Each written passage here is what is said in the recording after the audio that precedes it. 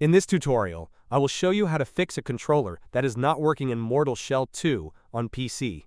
These solutions can help if your Xbox, PlayStation, Nintendo Switch, or generic controller is not being detected or is not responding correctly. Let's get started. Solution 1.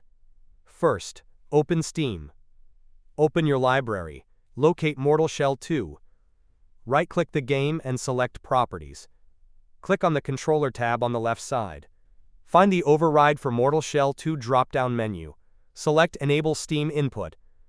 Now launch the game and check if your controller works. If the controller still does not work, go back to the same controller settings. Open the Override for Mortal Shell 2 drop-down menu again. This time, select Disable Steam Input. Launch the game again and check if the problem has been fixed. Solution 2. Configure Steam controller settings.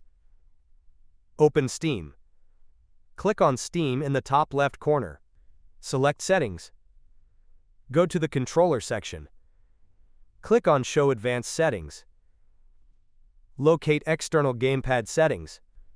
Only enable the options that match the type of controller you are using. If you are using an Xbox controller, locate Steam Input for Xbox controllers.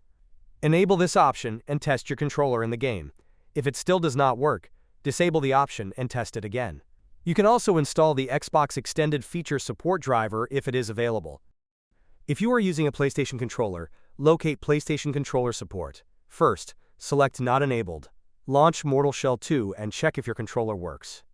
If it does not work, return to the same setting and select Enable in Games Without Support. You can follow the same process if you are using a Nintendo Switch controller or a generic controller.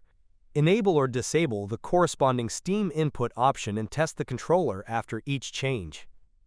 Final step. After changing the controller settings, completely close Mortal Shell 2. Disconnect and reconnect your controller if necessary. Then, launch the game again and test your controller.